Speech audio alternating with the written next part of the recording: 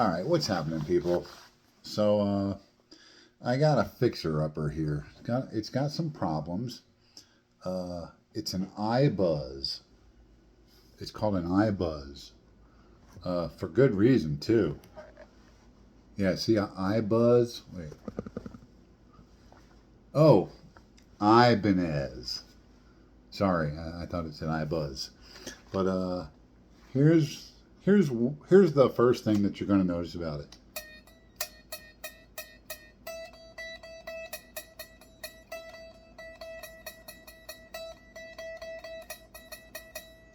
Okay, kind of a problem.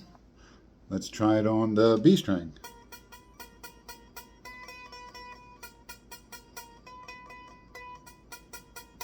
Okay, still a problem. Let's go to the G.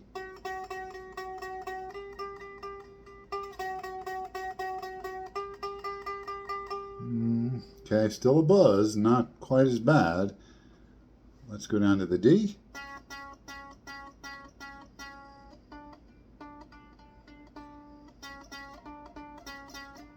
Okay, still a buzz. Let's go to the A. Getting better on the E.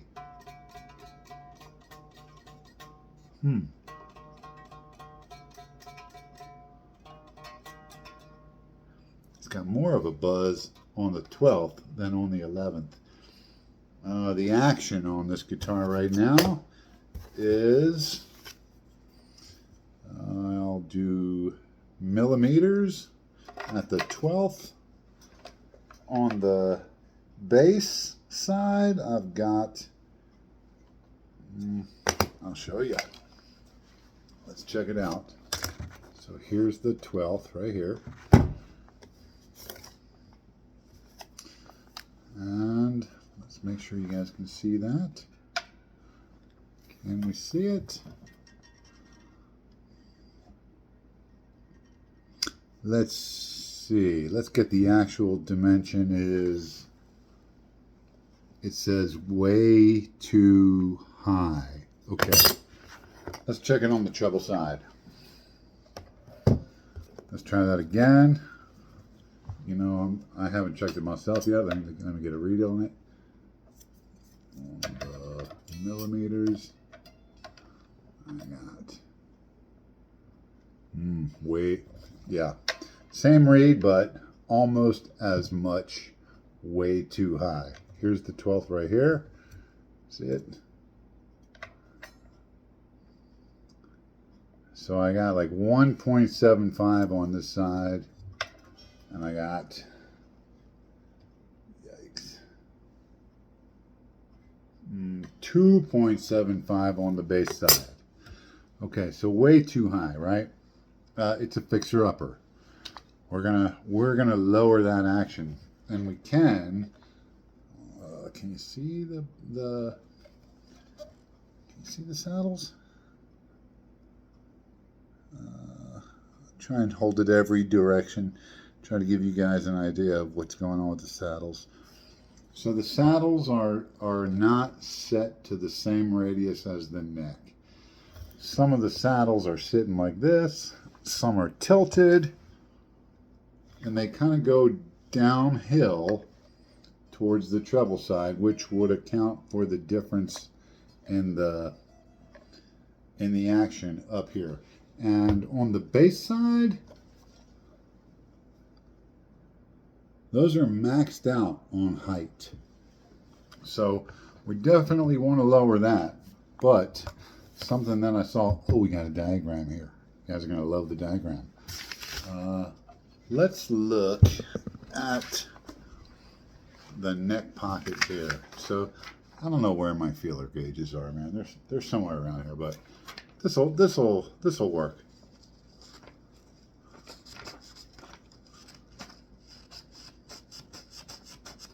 Okay. Huge gap in here. Let's try it on the bass. We're going to try it all the way on the bass side over here. Can you see?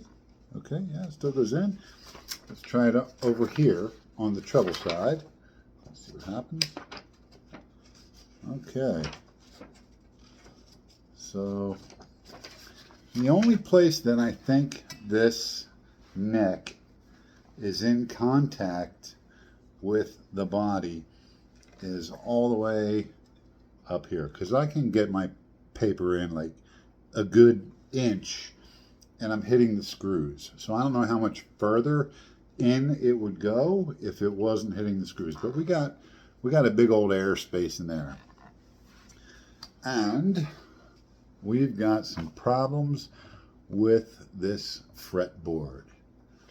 Let's see if we can't get it on video. So here's my calipers, and I got them locked in place right where you see them, so they don't slide around at all. And if we put the calipers and we look, oh, this is going to be difficult for me. If we look right here, I hope you can see it because I can't see the camera. So can you see that maple? The little slice of maple under the bottom jaw of the calipers, right there. When I hook it onto the fretboard, I can see maple. I can see, oops,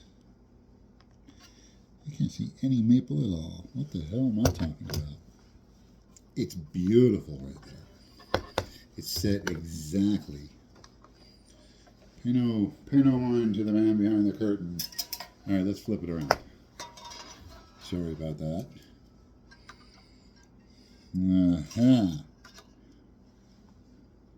Okay. Now. Okay. All right, I don't know if you guys can see it or not, but the fretboard gets really thin here. I don't want to say really thin. I'd say about half a mil, more than a half a mil, maybe 0.6 mil. Thinner here than anywhere else on both sides. When I sight down this, there's a huge hump right here. Right, trying to get my finger on it. Right here, there's a huge hump on the base side, and that's going to be around 13, 14, 15. Oh, it comes all the way up to 17. So the highest point in the hump on this side of the fretboard is at the 15th fret.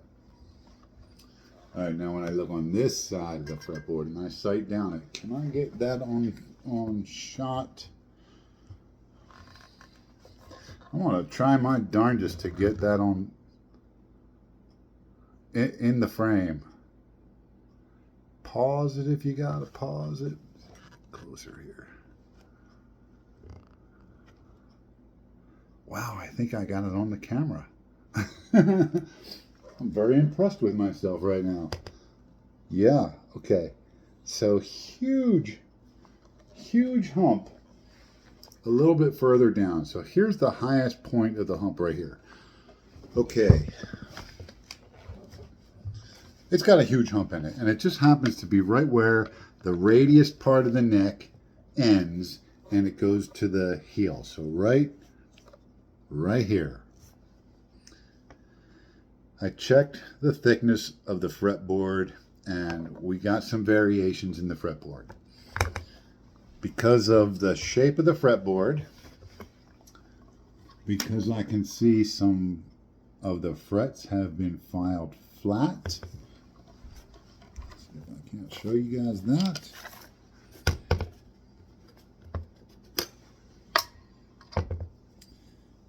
This is all flat. This is really flat right here. I got more filing going on here. Oh, wow, a lot up here. So I'm just looking for how wide the flat part of that fret is. And that tells me how much it's been filed down. I can go along and I can check. There's supposed to be 1.2. And I can go along and I can check them all. and see the difference, but I don't even need to do that because I can see it with my eyes. When I come down here, yeah, they've all... One hasn't been filed. I'll see if we can't show you guys. I think you can, I think that's coming up on the camera. I think you can actually see the flat part of the fret. So the frets were filed and not recrowned. Because of the shape and size of that hump, if I were to try to take that hump out of the frets, I would be 2/3 of the way through the thickness of that fret. Fixing this by leveling the frets is not enough. It's not going to fix it. I have to fix the shape of the fretboard. The fact that the fretboard humps right at this part of the neck is concerning to me, because I got to ask myself, is the neck moving? Is the fact that the wood is thinner here than it is here causing this to be the strongest part of the neck and this to be the weakest part of the neck, making this neck back bend, causing that hump right there? When I check for the stability of the neck, I haven't touched the truss rod yet. I'm not even sure if it works. The guitar is otherwise, besides being dirty, it's in pretty good shape. But when I feel this neck, there's two things going on. One thing, it feels solid. I don't feel any flex. I got more flex backwards than forwards. But that's about what I would expect from this neck. So I don't think I got any problems with that.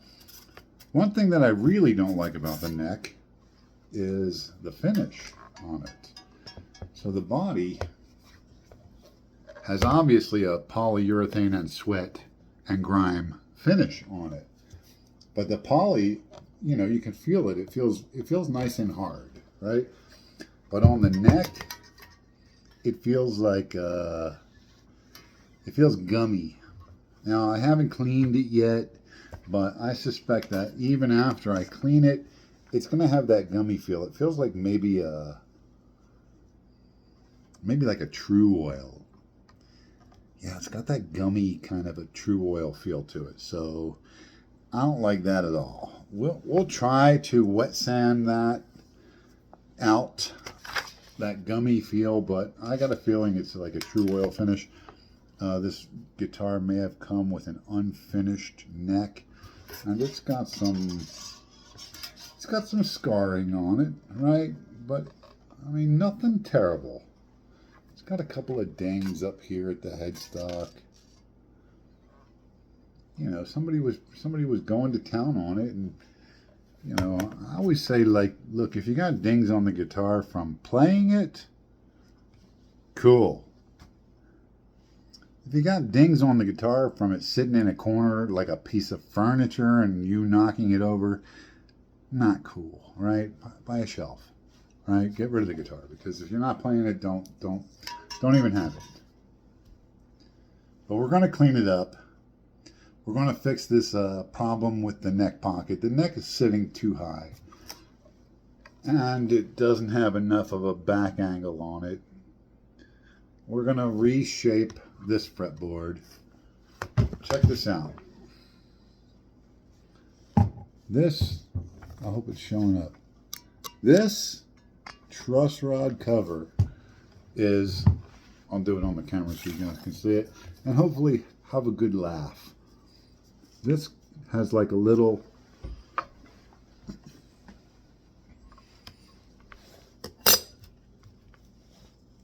watch this. This truss rod opens up without taking it off to access the truss rod. How many times do you adjust the truss rod in your Gibson, or your Epiphone, or your Gretsch, or your Martin, or your Strat? Once? Why does Ibanez have an easy access window to the truss rod? It's like they're saying, yeah, we know the neck is flexible and we know it's not going to maintain its shape, so we're going to give you easy access to it via this tricky little truss rod cover. Now when you're out gigging, it's going to be much quicker for you to adjust your truss rod before you start gigging. Just what everybody wants to do, right? Start adjusting their truss rod when they're trying to play. So I can imagine how frustrating it would be if you owned this guitar and you bought it because it looks like it's going to be fun. It is an SG. I never had an SG that I didn't just love. They're just fun guitars. I do have a soft spot for SGs, even if it's an iBuzz. But it's not. This one's not fun yet, right? I mean, right there too, man. Right on 12. So, I mean, imagine you're like.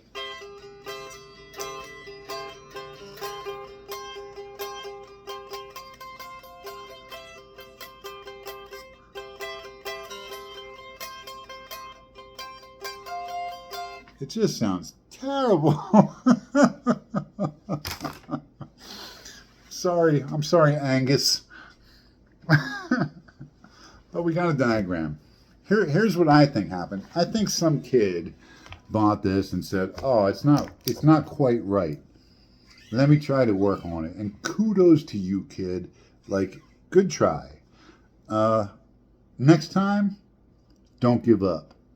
When you give up, you've made the guitar worse, and all that you've learned is that you shouldn't be playing with settings on your guitar, right? I say bullshit.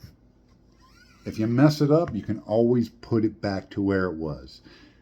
It may not have gotten better, but now it's not worse, and you've learned a few things along the way. So, good try. But what I suspect happened is some kid turned on YouTube and said, "Oh, I can just buy one of these and I can go like this and like this and like this, and I can see like what I got to file away."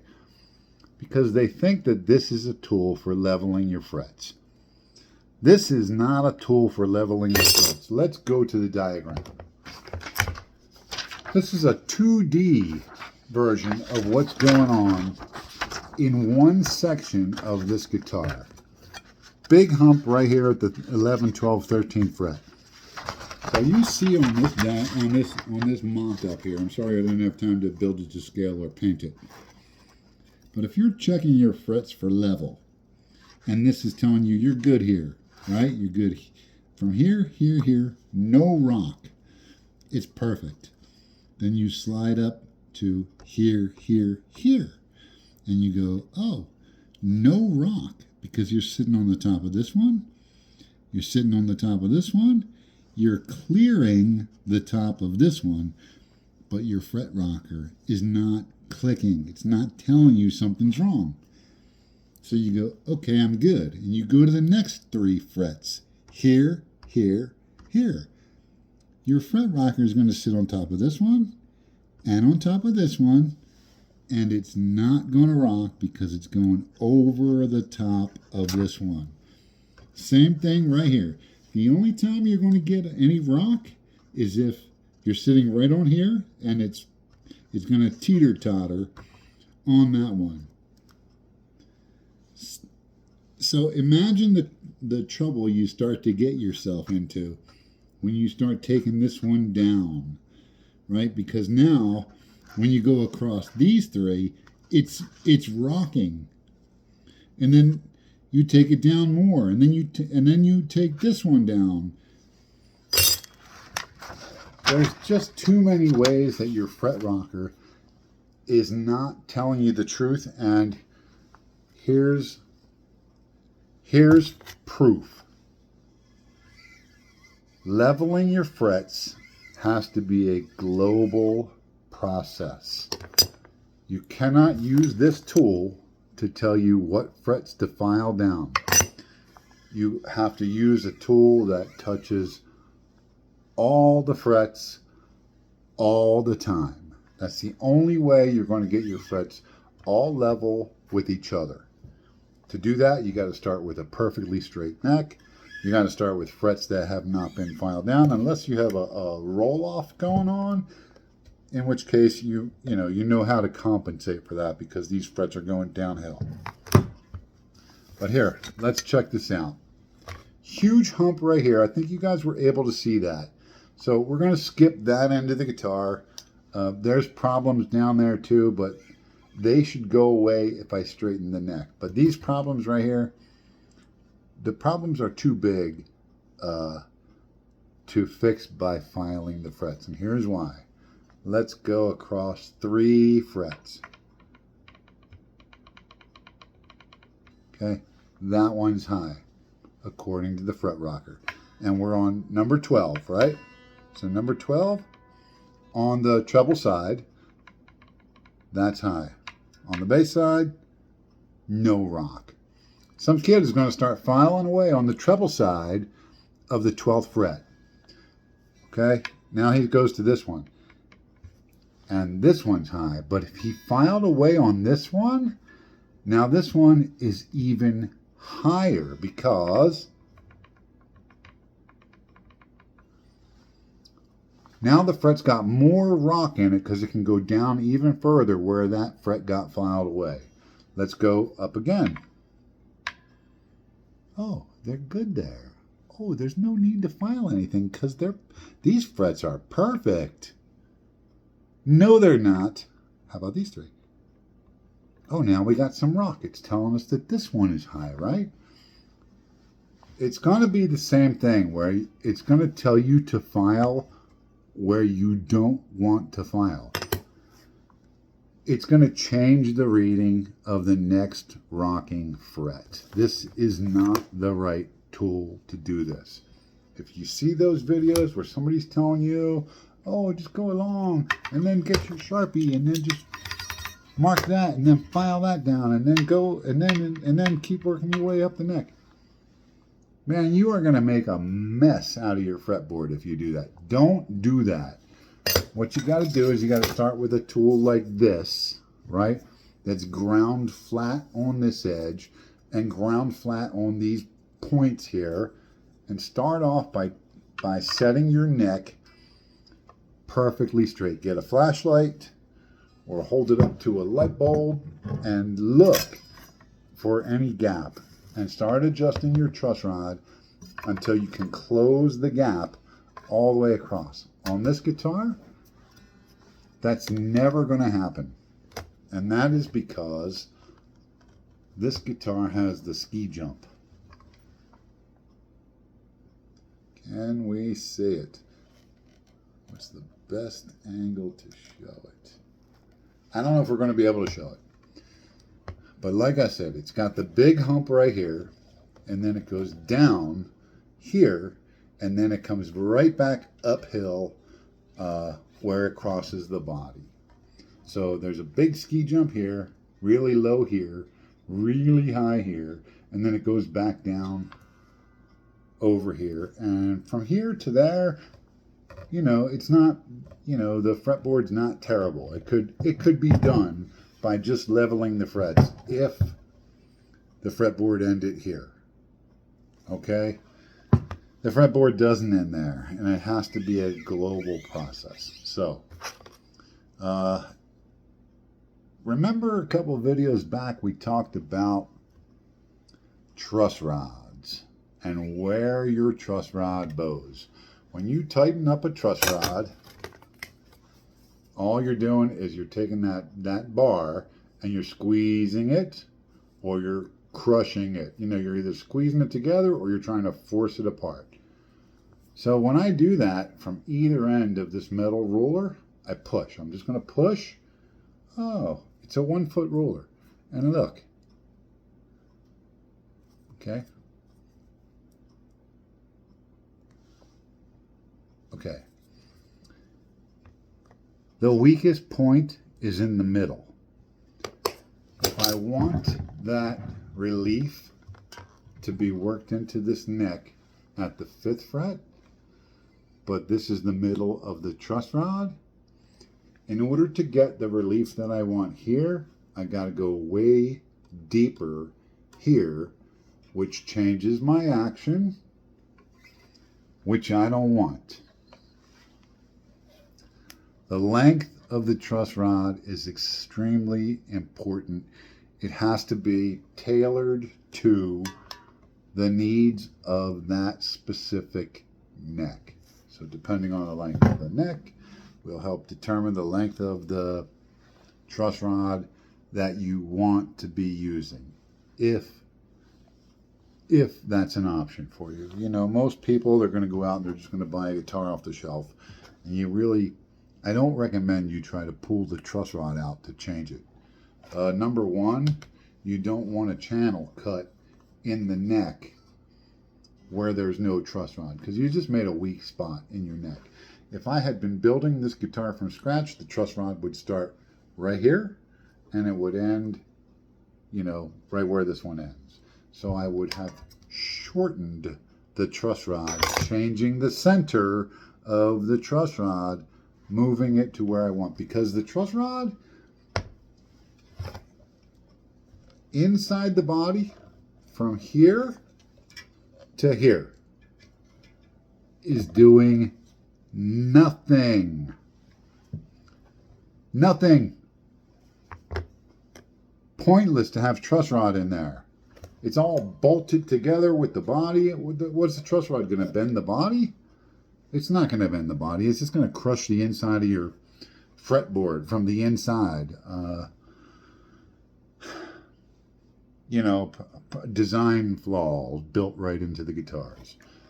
This is a pretty thin neck, so I really don't want to pull that truss rod out and put a shorter one in there, because I don't want to create a cavity in here that's going to allow the neck to possibly have more flexibility than it already has.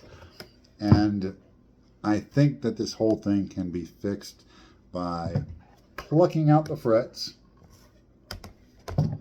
re-radiusing the fretboard. We're going to cut the pocket for the neck. We got a jig that I made years and years ago. It is so not complicated. This is like a caveman jig, but it works. It's just a bunch of hardwood, you know, 1/4 inch thick stock. And now all that I do to use this jig is I set this over the pocket. I'll try to show you. Imagine this guitar is laying on its back. This jig goes over the pocket. I can raise this side or raise that side to get the angle that I need. And then I plunge my router, and my router rides along this hardwood. It rides along here, all around here, to route out the correct seat and back angle for this neck. On this one here, I want it to drop into the body, and I also want it to tilt back. So I will start with like maybe a 1/2 mil here and about 3/4 of a mil here. That doesn't sound like much at all. And honestly, when you put this in there, it goes from looking like this. Try and do it on the camera so you guys can see it. Goes from looking like this to looking like that. Like hardly any movement at all. But remember, it's a 1/2 mil for the length of the pocket, not for the whole length of it. So, you know, you can calculate it out. I don't bother. I just stick my calipers in there and measure so that I got the height that I'm going to need minus the depth of the blade at the correct angle. And then I just plunge my router and I'll take a hair off up here, 1/2 mil, and I'll go to like 3/4 mil here. It's only 1/4 millimeter, but it's only over this much. So what that means is if you take this much of the neck and you go, okay, there's 1/4, 1/2, 3/4, 1. As you work your way down the neck, it goes further, the neck goes further and further back. So taking off 1/4 mil here will drop the whole neck back about 1.5 millimeters. And then I will put them back together. I'll clamp them back together. I'll put my straight edge on there and I'll run it across to see where I'm lining up with those saddles. Right now, I'm way too low, and these are maxed out. So, okay, we got some work to do. I don't even know how it sounds yet. I'm going to plug it in, make sure the electronics are good. If it's what I think it is, these are the paper and oil capacitors in there, and they just sound dry to me. So we'll give it a listen. If I don't like them, I'll swap them out for orange drops. But we'll see. Man, that's all I got for this one, guys. I'll come back and share the progress of this repair with you guys as we go. So talk to you soon. Peace.